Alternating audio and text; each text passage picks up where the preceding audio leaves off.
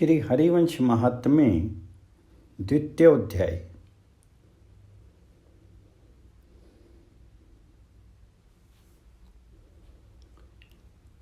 हरिवंश श्रवण की विधि और फल। शंपान जी कहते हैं, राजन, अब मैं तुम्हें हरिवंश के नामान श्रवण की विधि बताऊंगा। ये विधि प्रायः बहुत से सहायकों की सहायता से ही सिद्ध होने वाली है। पहले यत्नपूर्वक ज्योतिषी को बुला करके मुहूर्त पूछना चाहिए तथा विवाह के लिए जितने धन का प्रबंध किया जाता है उतने धन की व्यवस्था इसके लिए करनी चाहिए। भाद्रपद, अश्विनी, कार्तिक, मार्गशीर्ष, आषाढ़ और श्रावण, ये 6 मास कथा आरंभ करने में श्रोताओं के लिए अभीष्ट सिद्धि के सूचक हैं। इस कार्य में उन्हीं लोगों को सहायक बनाना चाहिए जो उद्योगी हों। फिर प्रयत्न करके देश देशांतरों विभिन्न स्थानों में ये संदेश कहला देना चाहिए कि यहाँ कथा होगी, अतः आप सब सज्जनों को सपरिवार पधारना चाहिए। भिन्न भिन्न स्थानों में हरि कीर्तन के लिए उत्सुक रहने वाले जो विरक्त वैष्णव हों उनके पास अवश्य निमंत्रण पत्र भेजना चाहिए। उस पत्र के लेखन की विधि इस प्रकार बताई गई है। महान भावों, यहाँ 9 दिनों तक सत्पुरुषों का समागम, सत्संग का अवसर रहेगा जो सबके लिए परम दुर्लभ है। अतः आप लोग हरिवंश कथा अमृत का पान करने के लिए अवश्य पधारने की कृपा करें। जो लोग आएं उन सबके रहने के लिए स्थान का यथोचित प्रबंध करें। कथा का श्रवण किसी तीर्थ में, वन में अथवा अपने घर पर ही अच्छा माना गया है। जहाँ लंबा चौड़ा मैदान हो वहीं कथा स्थल बनाना चाहिए। उस भूमि का शोधन, मार्जन और लेपन करके रंग बिरंगी धातुओं से यहाँ चौक पूरे। घर की सारी सामग्री उठाकर एक कोने में रख दें और कथा के लिए उच्च मंडप तैयार कराएं जो केले के खंभों से शोभित हो। उसे सब और फल, फूल, पल्लव और चंदों से अलंकृत करें। चारों दिशाओं में ध्वजा आरोपण करें। उस मंडप में सुंदर फाटक लगा करके उसकी शोभा बढ़ाएं। उस मंडप में कुछ ऊंचाई पर 7 विशाल लोकों की कल्पना करें और उसमें विरक्त ब्राह्मणों को बुला बुला करके समझा बुझा करके बैठाएं। इसी प्रकार नीचे भी 7 लोकों की कल्पना करें और उसमें साधारण जनता को बिठाएं। पहले उस विरक्त ब्राह्मणों के लिए उत्तम उत्तम आसनों का प्रबंध करना चाहिए। फिर वक्ता वाचक के लिए भी दिव्य आसन की व्यवस्था करें। जब वक्ता का मुंह उत्तर की ओर रहे तब श्रोता का मुख पूर्व की ओर होना चाहिए, और यदि वक्ता का मुख पूर्व की ओर हो तब श्रोता को उत्तर अभिमुख होकर के बैठना चाहिए। जो विरक्त विष्णु भक्त, वेद शास्त्र विशारद, जाति का ब्राह्मण, भांति भांति के दृष्टांत देकर के ग्रंथ के भाव को हृदयंगम कराने में कुशल, धीर और दयालु हो, ऐसे पुरुष को ही वक्ता बनाना चाहिए। जिन मनुष्यों को वेद वेदांत के तत्वज्ञ ब्रह्मवादी गुरुओं से उपदेश प्राप्त होता है उन्हें तत्काल सिद्धि सुलभ होती है। जो गुरु अन्य सामान्य लोगों के समान ही नीति कुशल है, उससे जिन मनुष्यों को उपदेश प्राप्त होता है उसको कैसी सिद्धि मिलेगी। जो अनेक मत मतांतरों के चक्कर में पड़ करके भ्रांत हो रहे हों, स्त्री लंपट हों और पाखंड की बातें करते हों, ऐसे लोग यदि पंडित भी हों तो उन्हें धर्म में शास्त्र, इतिहास, पुराण की कथा कहने के लिए वक्ता ना बनाएं। उन्हें ऐसे कार्य से दूरी रखें। वक्ता के पास उसकी सहायता के लिए उसी योग्यता का एक और विद्वान रखें। वह भी संशय निवारण करने में समर्थ और लोगों को समझाने में कुशल होना चाहिए। वक्ता को उचित है कि वह कथा आरंभ होने से एक दिन पहले शोर करा ले, जिससे व्रत का पूर्णता निर्वाह हो सके। जब वक्ता और श्रोता दोनों के चंद्रबल ठीक हों और सुनने वाले दंपति के ग्रह एवं ताराबल भी अनुकूल हों तब कथा आरंभ करनी चाहिए। श्रोता अर्घ्य काल में दिन निकलने के से 2 घड़ी पहले शौच आदि से निवृत्त होकर के विधि पूर्वक स्नान करे। प्रतिदिन मन को संयम में रख करके संक्षेप से संध्या वंदन आदि करके हाथ पैरों को अच्छी तरह धो करके पहले ब्राह्मणों से षष्ठी वाचन कराए, फिर गोबर से लिपे पुते स्थान पर सर्तोभद्र मंडल की रचना करें और अपनी शक्ति के अनुसार संपूर्ण पूजन कर्म संपन्न करें। कथा के विघ्नों का निवारण करने के लिए श्री गणेश जी की पूजा करें। तत्पश्चात लक्ष्मी अर्थात रुक्मिणी तथा प्रद्युम्न आदि पुत्रों सहित गोपालक भगवान श्री कृष्ण की स्थापना करें। कथा की निर्विघ्नता पूर्वक सिद्धि के लिए ही देव पूजन पूर्वक पत्नी और पुत्र सहित भगवान श्री कृष्ण की पूजा करें।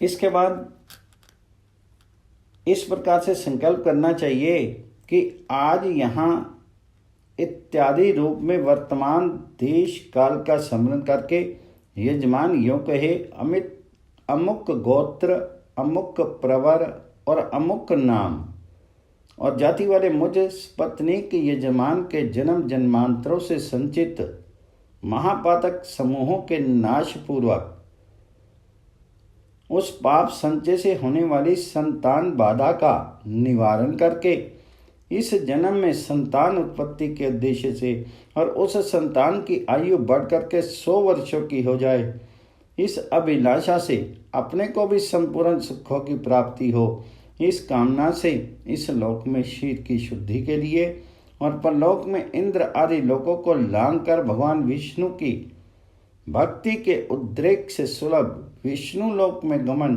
और वहाँ एक कल्प तक निवास पूर्वक अंतोतगत्वा भगवत स्वरूप की प्राप्ति के लिए हम दोनों दंपति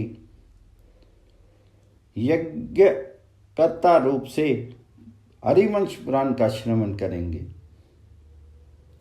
यदि पति और पत्नी में से कोई एक ही कथा श्रवण का करता हो तो एक वचन कृष्य करूँगा ऐसा क्रिया बोल करके संकल्प करना चाहिए। इस प्रकार संकल्प करने के अनंतर वेद शास्त्रों के अध्ययन से संपन्न वक्ता का विधि पूर्वक पूजन करके उसका वरण करें। सोने की अंगूठी, विशेषता 2 स्वर्ण में कुंडल, धोती, चादर, पगड़ी, 16 पल स्वर्ण, फूल, पान, सुपारी और अक्षत लेकर के शुद्ध चित्त होकर के इस प्रकार से संकल्प बोल करके वक्ता का वरण करें। वरण का संकल्प इस प्रकार है, आज यहाँ इत्यादि रूप से वर्तमान देश काल का स्मरण करके यजमान इस प्रकार कहे, हम दोनों दंपति अमुक गोत्र वाले अमुक शर्मा ब्राह्मण का इस चंदन तांबूल स्वर्ण और वस्त्र आदि उपकरणों द्वारा हरिवंश सुनाने के लिए वाचक अर्थात व्यास रूप से वर्ण करते हैं। और फिर वाचक कहे, मेरा वर्ण हो गया। उसके ऐसा कहने पर यजमान साधक व्रत से दीक्षा को प्राप्त होता है। व्रतेन दीक्षाम प्रवृत्ति दीक्षा प्रवृत्ति दक्षिणाम दक्षिणा श्रद्धाम प्रवृत्ति श्रद्धा सत्यम अप्यते। दीक्षा से दक्षिणा को और दक्षिणा से श्रद्धा को पा लेता है, फिर उस श्रद्धा से सत्य की प्राप्ति होती है। इस मंत्र से वक्ता के दाहिने हाथ के मूल भाग में रक्षा बंधन करें। तत्पश्चात ब्राह्मण को श्रोताओं के हाथ में भी रक्षा बंधन करना चाहिए। तदनंतर चंदन आदि उपचारों से तथा वस्त्र पुष्प अक्षत स्वर्ण में आभूषण सुपारी और ऋतुफल आदि से षोडशोपचार विधि द्वारा पुराण का पूजन करना आवश्यक बताया गया है। श्रेष्ठ ब्राह्मणों की पूजा करके हरिवंश का श्रवण करना अभीष्ट फलदायक माना गया है। इसलिए श्रद्धा प्रयत्न करके विधि पूर्वक इसका श्रवण करना चाहिए। तदनंतर सभी श्रोता व्यास को नमस्कार करें। उस समय यजमान इस मंत्र का उच्चारण करें। समस्त शास्त्रों के अर्थ को जानने वाले ब्रह्म विष्णु शिव स्वरूप सत्यवती नंदन भगवान व्यास आपको नमस्कार है। इस प्रकार व्यास को नमस्कार करके सुंदर पवित्र स्थान में कुछ आसन पर बैठ करके प्रतिदिन उल्लासपूर्वक प्रसन्नचित्त होकर के कथा श्रवण करें। प्राणज्ञ पुरुष बालक हो या जवान, बूढ़ा हो या वृद्ध एवं दुर्बल, पुण्य की इच्छा रखने वाले मनुष्यों के लिए वह यह सदा ही वंदनीय एवं पूजनीय है। जिसके मुख से निकली हुई वाणी देहधारियों के लिए कामधेनु के तुल्य है। उस पुराणवेता विद्वान के प्रति कभी नीच बुद्धि ना करे।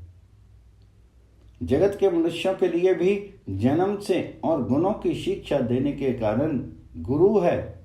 पुराण का विद्वान उन सब का भी परम गुरु है। कोटि सहस्त्र जन्म में बारंबार उत्पन्न होकर के कष्ट पाने वाले जीवन को जो पुराण कथा सुना करके पुण्य आवृत्ति प्रदान करता है, उसे श्रेष्ठ गुरु दूसरा कौन है। जो पुराणों का ज्ञाता, पवित्र, जितेंद्रिय, शांत, मात्सर्य रहित, साधु और दयालु है, वह विद्वान वक्ता पुराणों की पुण्य कथा कही। पुराणवेता द्विज जब व्यास आसन पर आरूढ़ हो जाएं, तब से कथा प्रसंग की समाप्ति तक वह दूसरे किसी को नमस्कार नहीं करें। जो धूर्तों, जो दुराचारी हों अथवा दूसरे जो तर्क से हराने की इच्छा रख करके आए हों, उन कुटिल वृत्ति वाले मनुष्यों के सामने कभी कथा ना कहें। जो स्थान दुर्जनों से भरा हो, शूद्र और हिंसक जंतुओं से आवृत हो, वहां और अपवित्र गृह में विद्वान पुरुष कभी पुराणों की पवित्र कथा नहीं कहे।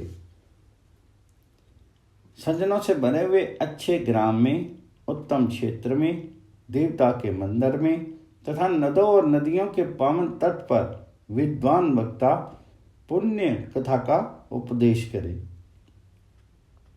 राजन, ऐसे वाचक से कथा सुनकर के मनुष्य अभीष्ट फल को पा लेता है। हरिवंश पुराण इस लोक और परलोक में भी कल्याणकारी, पुण्यदायक, पुत्र आदि अभीष्ट वस्तुओं की सिद्धि देने वाला तथा बड़े बड़े पाप आदि का शमन करने वाला है। जितेंद्रिय पुरुषों को पुत्र आदि की सिद्धि के लिए हरिवंश का सहारा लेना चाहिए। इस पुण्यदायक और पाप नाशक पुराण की पूर्ण श्रद्धा और एकाग्रता के साथ सुनना चाहिए। इस प्रकार श्री पद्म पुराण में हरिवंश महात्म्य के अंतर्गत श्रवण आदि की विधि का प्रतिपादन विषयक दूसरा अध्याय पूर्ण हुआ।